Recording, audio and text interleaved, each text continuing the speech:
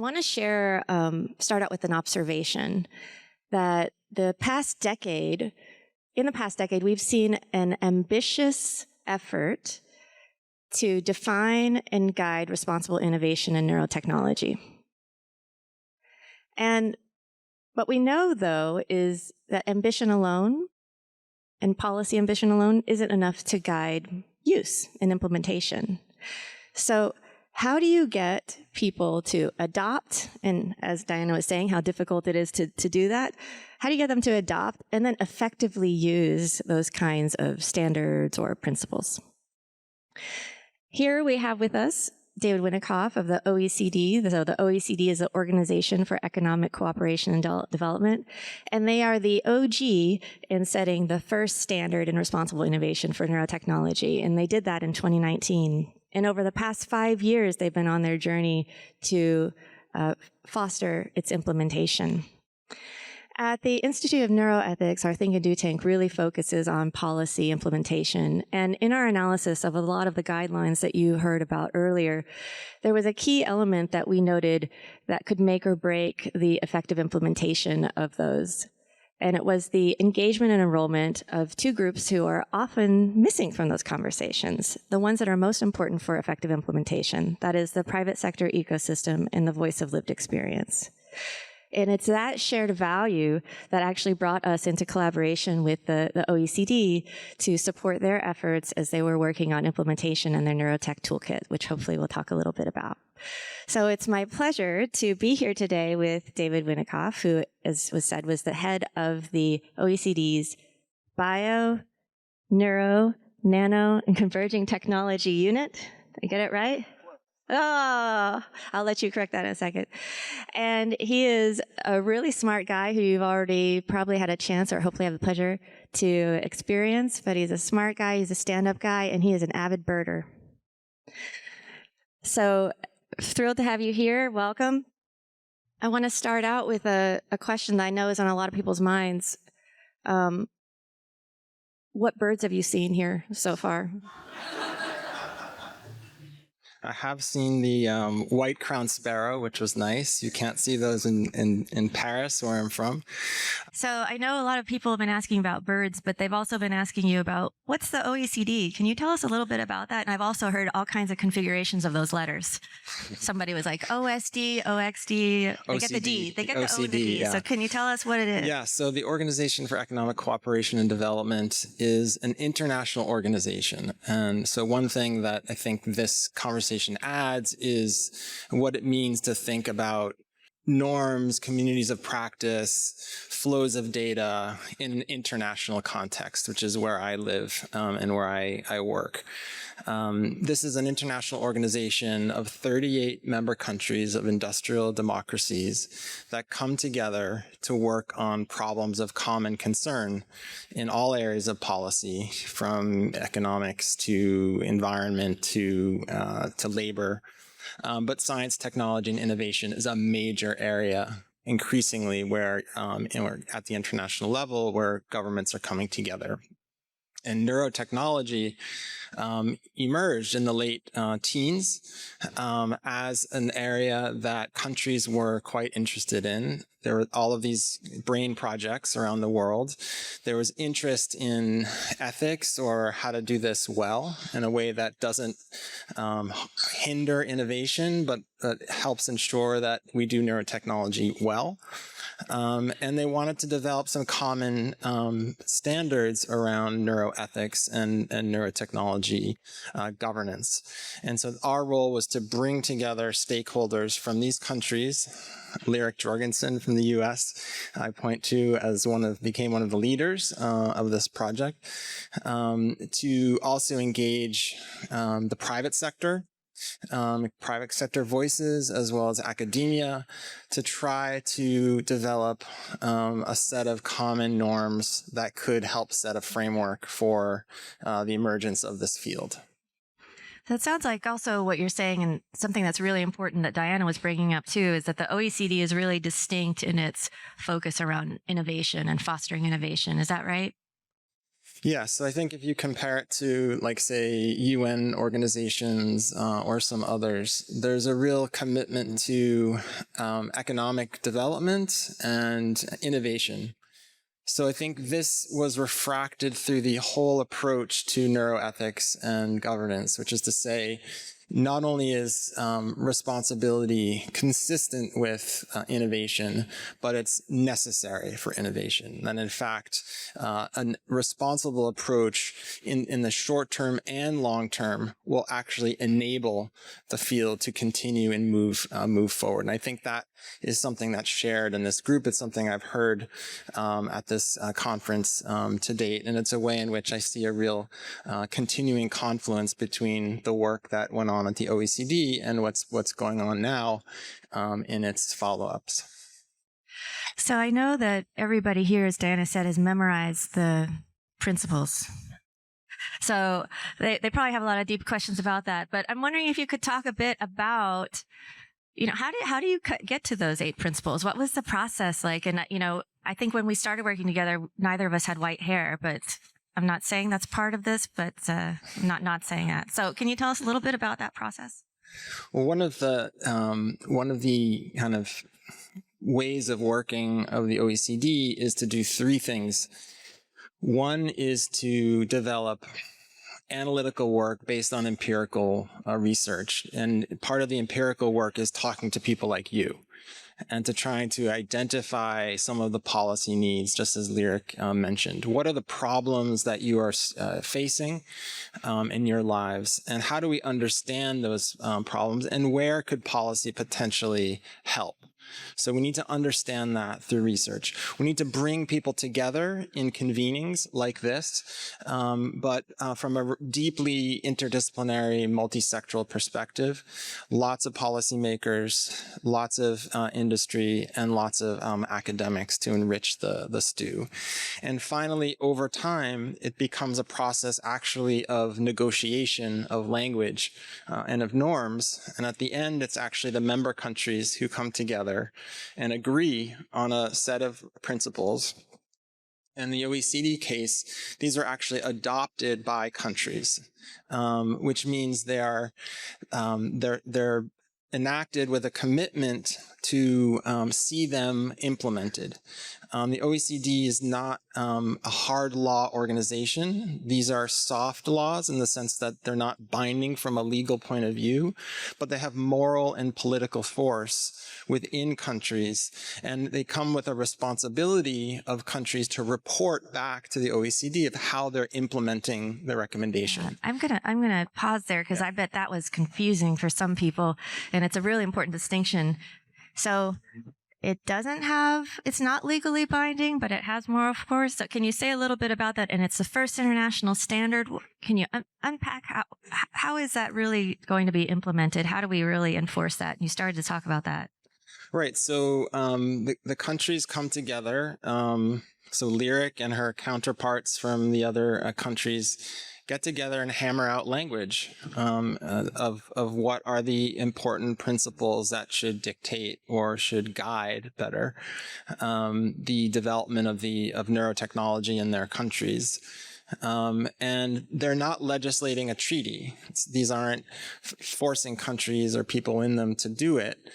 It's setting a framework for actors in those countries to guide their work, to be aligned with their work, not in a way that a court or some other third-party entity could come in and force them to do something or other, but through kind of moral force. There's a convergence of practice of communities, and over time, a kind of harmonization of political and regulatory and scientific communities around them. Yeah. So that's the idea. I think what's really interesting is, I think on our journey, and maybe some of this resonates with you, there's this, I frequently hear this, we need something with teeth. We can't just have this soft mamby-pamby stuff. It's got to have teeth. But then at the same time, I think that in my journey, it has come to a clarity of like what these principles are and what they're not. To gain consensus across 38 countries, they're at a certain level, but then they require some partnership for for translation, right? And I know that you're no stranger to the BrainMind community and working with industry. So can you talk a little bit about how that shaped your efforts in thinking about practical implementation of these? Yeah, so we had a great BrainMind event at the OECD in Paris that we put together, and a number of you were there, in which we tried to explore whether the recommendation could be actually translated to language and particular kinds of instructions that industry would actually use. And there were some interesting answers that came out of that. The first was, it wasn't an A to B translation, that it's hard to move from a higher level kind of norm to actual toolkit practice. And it was too long. So even though it was a 2 or 3 page recommendation. It's 2 pages too long. That's 2 pages too long. A bit more pithy kinds of guidance would be helpful. And we heard a number of other kinds of input like that. And I think that helped us understand what might be needed in the field. And I think it helped instruct or inform what BrainMind took out of the workshop and really what's coming to culmination today, which is to try to really drill into actual tools and practices to make principles come into life. So I know that you all have learned a lot from this community about thinking about practical implementation. I'm sure it's been very exciting to be here to see a lot of that brought to life. And you have a new neurodata governance effort. And there's lots of people in this room who, like, how many of you are interested in neurodata and ethics? Yeah, this is on top of mind. So I know this is a new effort for you all, and you've actually talked to Diana about trying to speak with people in the BrainMind ecosystem and others. What are some of the learnings that you've had in those engagements from those neurodata governance conversations? First, I would just want to point to the generosity and openness of Diana in helping out this research, this empirical research, and really animating the network that she's brought together, and in the very best way brought that into the kind of empirical research that we do that ideally helps found the kinds of guidance and these sorts of things. So thank you, Diana. And we're continuing a piece of work where we've surveyed, I think 20 companies now to try to understand the patterns of data flow, neural data flow across, the collection, the use, the ownership, the transfer, and how it lines up with the existing regulatory framework. And we spoke to these companies, and we also gathered regulators from around the world, with data protection regulators or AI regulators, to try to understand where the gaps are in policy. I know you did a lot of research to get that together and prepare for that, but were there any views that were surprising or that you changed your directions after speaking with some of your industry colleagues? Well, it was interesting that on both sides, the regulator side and the innovators, there were real question marks about kind of where the rubber hits the road in terms of regulation. There was fragmentation, uncertainty. There was uncertainty that was shaping the business models in certain ways. And so what we learned is there's a real need, I think, for continuing work. And there was a gap of communication between regulators and innovators. What we learned is there needs to be further engagement of these communities earlier on to try to develop the right kind of standards that allow innovation to move forward, but while protecting the kinds of values that we care about. And so I could really see building on the kinds of discussions we're having here on neural data. We have a great workshop coming up that I'm looking forward to, and build the kinds of, and perhaps draw on my kinds of communities to build the coalition that could be necessary to solving and plugging some of those gaps that we've identified. So I think that's really important to note. And Diana mentioned earlier the the troubling pacing problem, that is, by the time regulation comes into place, it's outdated and the technology has gone way ahead. So it sounds like you have this anticipatory approach. And I know you're very anticipatory. And what's on the horizon? So a lot of people here, and you've mentioned, neurotechnology is paradigmatic of converging technology, and that's your bread and butter. So what's on the horizon? What should this audience be thinking about? Well, I guess one thing from the more technology side and one thing from the governance side. So on the governance side, we're really playing with the idea of how do you link some of the tools to actual laws or rules of corporate governance, of due diligence and risk and these sorts of things, as a way to reinforce the kinds of ideas that are coming up here, where we've heard that this isn't enforceable, there's no carrot and stick. Well, could we make these built in somehow to corporate law, and that could drive some investment in these sorts of things? So that's one set of things. The other is a really strong emerging interest among science and tech policymakers in converging technology, so technology convergence. And so this is an area that is still abstract. I think we're trying to understand what that means. I think we're hearing a lot about it in these halls, especially AI and neurotech convergence. I had a great talk this morning with Sam, who basically said she thinks it's overblown, that this is a way that neurotech is sort of jumping onto a bandwagon. Others that I've talked to are saying, this is going to revolutionize neurotechnology. Well, we want to study convergence from a kind of empirical point of view in neurotech, but also look at other fields of technology like biotech, like advanced materials, look at robotics, to understand the dynamics of convergence and what could be done to foment, support, drive convergence, but also address some of the unique policy questions that come out of convergence. Yeah, so that's really exciting because I can see how this group are important thought partners in reality checking and empirically testing some of those assumptions, actually getting notes from the field and driving new directions for you, right? I want to close with this question about, are there some opportunities, do you have an ask of this group, or is there something surprising that came up in this event so far that you're going to bring back with you? Lots of things. Those hard to sort of lay them down. I think I'm just learning a ton about what this group and the different perspectives are thinking about and bringing to the table. I'd like to. There's a general point and a more specific ask or opportunity. The more general point is that. I really do, as this community develops its own set of, maybe not principles, but it's kind of set of beliefs or motivations that can bring you together, to not do that without engaging the questions of policymakers, and government entirely. And that some of the conversation should really be with those communities, because those are the communities you're going to have to engage with moving forward.